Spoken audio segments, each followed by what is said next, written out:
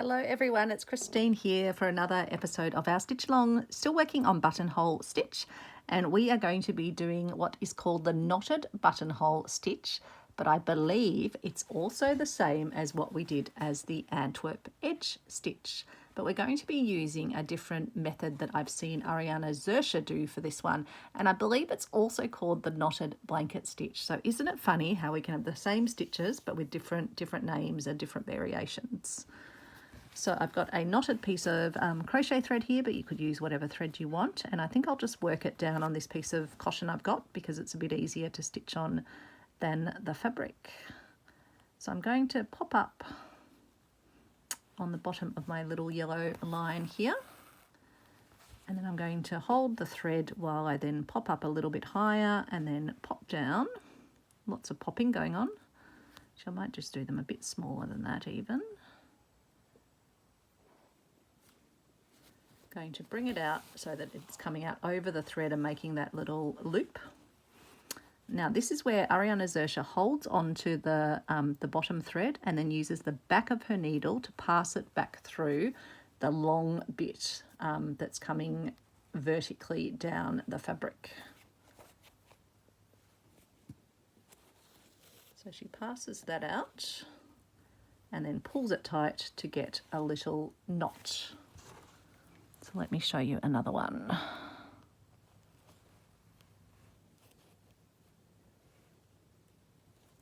So again, coming out so that you're over the thread, so you get that first loop. Holding your thread tight, keeping it nice and a nice sort of firm hold on it. And then using the back of your needle to pass it back through that long bit, or this sort of the upwards bit of the stitch that you've just done. Then pulling that through, trying not to catch on your fabric like I am, keeping a firm hold on it and getting a nice firm little knot in place.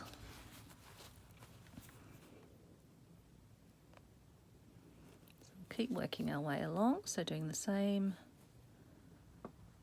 stitch coming down over the top of your thread, so you get your first loop.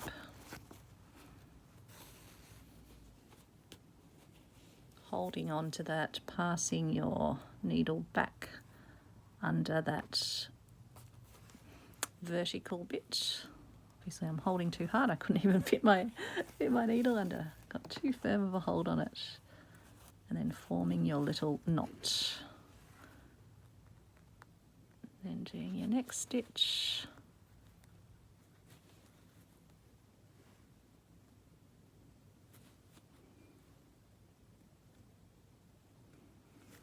About there. Pulling through, holding onto your thread and then passing the top of your needle back underneath that stitch to form your knot.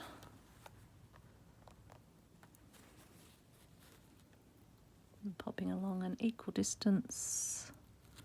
We just need to be a tiny bit higher.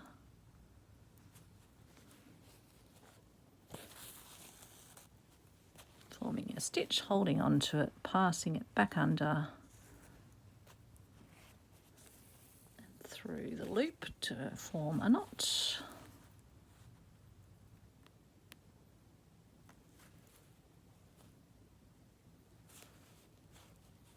Probably not going straight again. I never tend to go straight, do I? So I hope you're having a great day or a great evening. And hopefully you find it interesting like I do that, yeah, we can have variations of stitches, variations of even doing the same stitch in terms of the motion that we have for our... And it's about finding one that works. I know as we've been going through, it's been so lovely with the group of ladies that join in the live chat, and even those that leave comments afterwards as well, where people say, oh, I find it easier if I angle my fabric this way or my thread that way. Really great just to have those insights.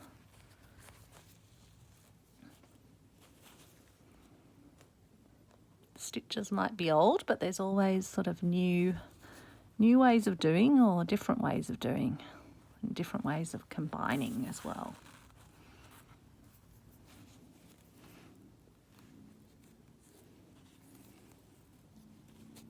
I know when we did the Antwerp, there was lots of sort of like looping around to do it, whereas I think this one even feels a bit easier than when we did that other technique, which I think was from the book. I'll have to check. Or was it one that we found online somewhere?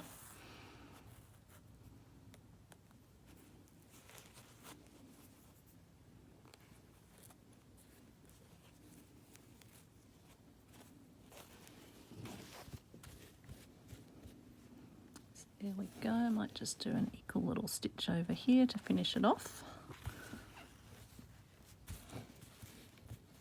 And we can probably do, maybe we'll do that on another edge if we've got room up the top. I'm not sure. Let's have a look.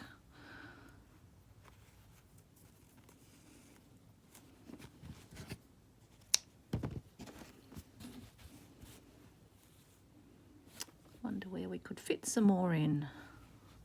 I'll try and do one on the top, I think.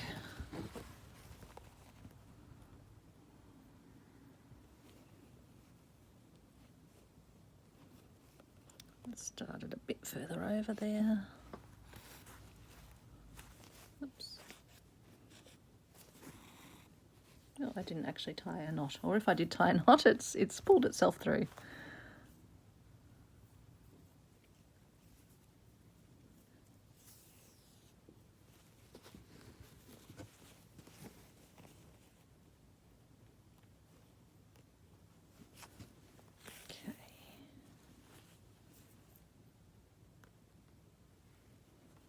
Coming from the top, catching the first loop by popping your needle out above the thread so you get that loop, holding on nice and tight. I think that's a key part of it.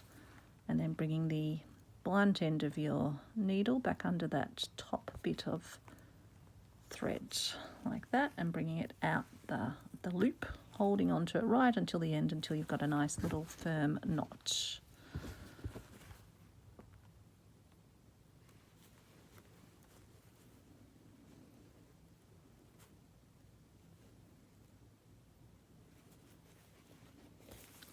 Out, making our first knot, pass up, so I'll just make sure my tail doesn't fall out.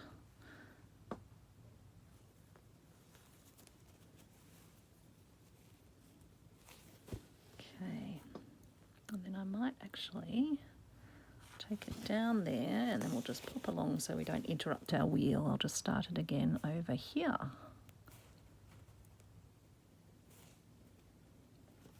It's a good thing you can kind of just pop around the back of the fabric and then restart the stitch.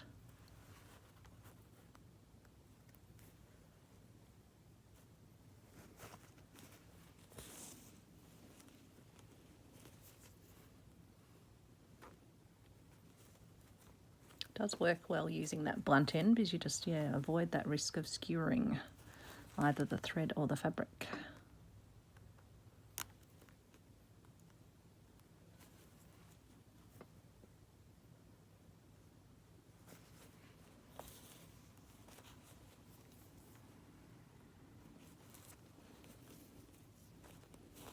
I think this is definitely my preferred way to do the Armenian edge stitch as well. I think it's just a little bit easier.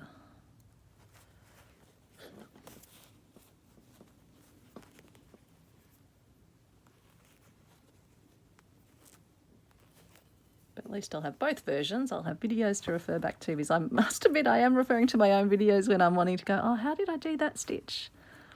It's just great because, as I say, I find so many of the stitching videos that are available online, they fast forward through them and I don't find them that easy for learning from myself, and that's why I'm giving you these extended ones. You might not need to watch all the way through, or you might just want to have it playing while you're doing yours and just have that stitching company. I always have stitching videos playing when I'm doing my own stitching. When I'm not filming, obviously. Don't have one playing now, that would be way too distracting. Okay, so I think we're done with that. Let's have a look how that looks. Yeah, I think that's really lovely.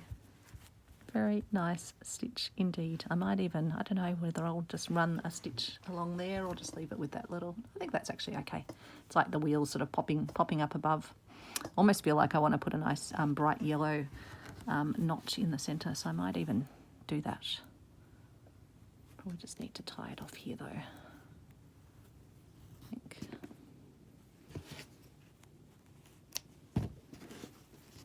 I just think the blue and the yellow goes together so beautifully. It's a really vibrant colour combo.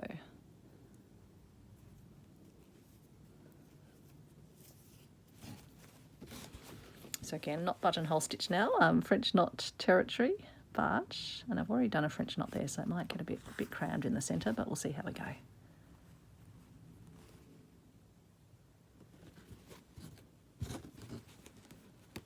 just think it will give a nice contrast. There we go, I might just need to get it to go. Maybe I'll have to do a couple around the centre. Now I'm getting carried away, aren't I? And I've just managed to unthread my needle. I probably should sign off here and say thank you so much for watching, and looking forward to our next episode. I'm not sure if we've got, I think we might be through the buttonhole stitch variations, but I'll just have to have a quick look that there's no others that have been suggested through by folks.